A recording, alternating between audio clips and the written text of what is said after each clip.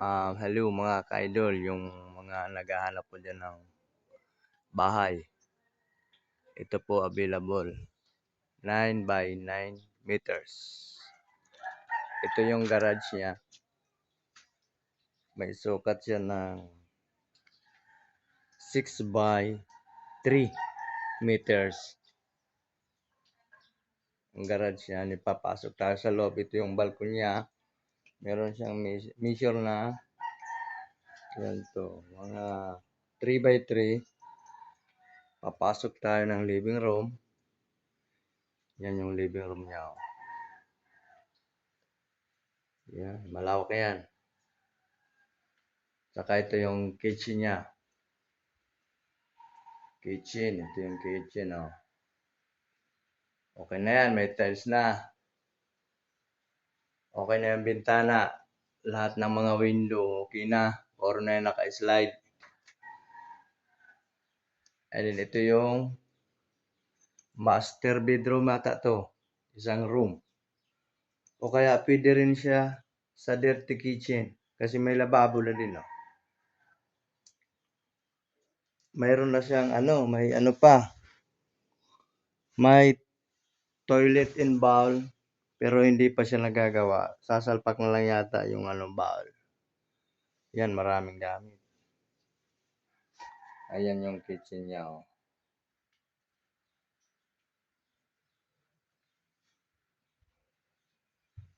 Pupunta tayo sa isang toilet and bowl.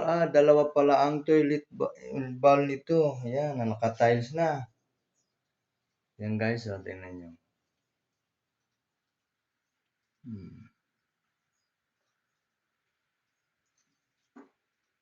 Naka-tiles na yan. Saka pupunta naman tayo sa isang kwarto. Ito, may kwarto na naman dito. Ang dami na pating mga gamit, oh. Yan. Ang sukat nito is nasa 250 by 3 meters. Yan. Ayan, may double deck na yan. Oh. So, bali mga idol, ang kulang nito is ceiling and painting na lang po. Kasama pa po ang tiles. Yan. Yan o, wrapping. Dito tayo sa isang room. May isa pa dito. Oh, ito ay ang sukat nito nasa mga 280 by mga 220. Malit lang ito. Pero kung sa mga magninegosyo, mapaupahan, ito may nakaandangan double deck dito. Ayan o, double deck. Malaki ding bahay ito. 9 by 9. Itong isang kwarto, hindi ko mabuksan eh. Ayaw pumasok ng susi. Ito siguro ang pinakamalaking kwarto dito. Ayan o. Hihintay akong magbukas. Wala naman. Wala. Saka ang bahay po nito, maganda ang kahoy. Tapos okay na din ang bubong niya. Color of din yan. Yung straight line lang ang design. Saka yung mga biga niya, magagandang pagkakagawa. Naka-ready po yan sa second floor.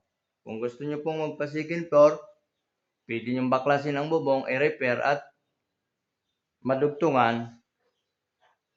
Kaya ho ng biga yan. Kasi maganda ang pagkakagawa ng biga. Ayan o. Naka-double yan. O, ayan ang king post niya.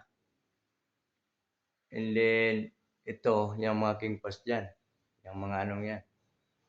Double ang biga niyan sa taas. O.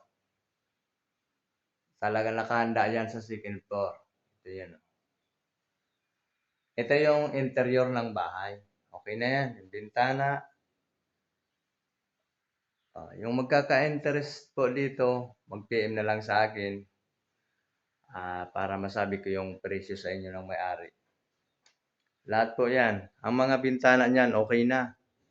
Madaming bintana to.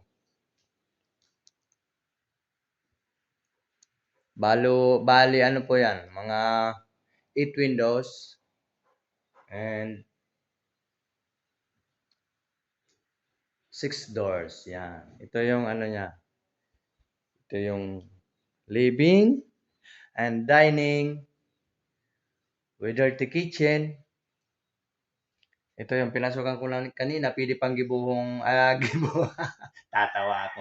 Pwede nating gawing kwarto ulit with kitchen. May CR pa yan. Yan. So, private. Parang hotel. Ito po ay pag napinturahan na tiles, ay talaga namang para tong hotel.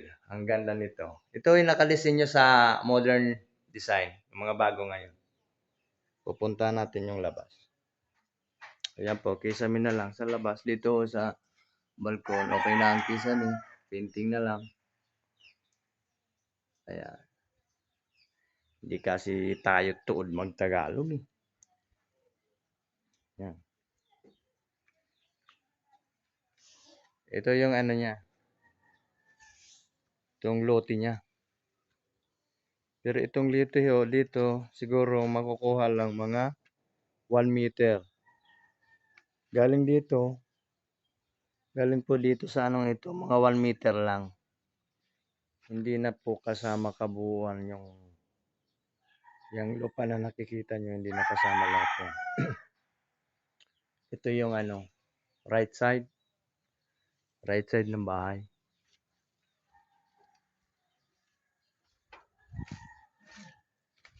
Ganyan. Malaki yung parang bungalow. At ito naman po yung front view. Hirap na ako magtagalog, Bicol na lang. Ayan yung front view niya. Oh.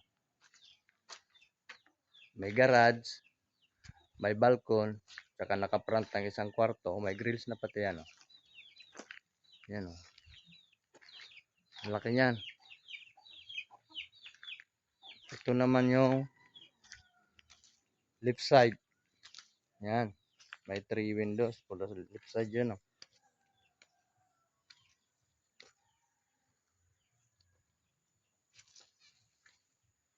Yan. Pupunta tayo ng rear. Sa likod. Rear daw. Rear. Likod. Yan oh. Laki-laking bahay yan. Kaya ho yung nakaka-interest, PM lang po kayo sa akin.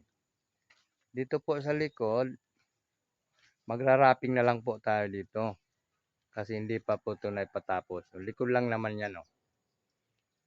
Yan, likod. Siguro mga 4 bags o 5 bags na cement. Okay na yan. Mapipinis na yan. Yan yung likod niya. Hanggang doon po yan sa dulo. Yan.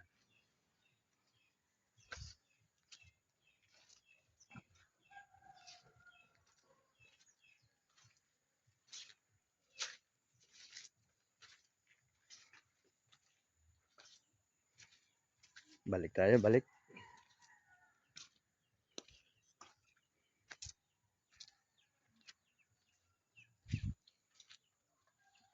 Hindi makuha-kuha ang whole view nito. Malaki kasi. Yan.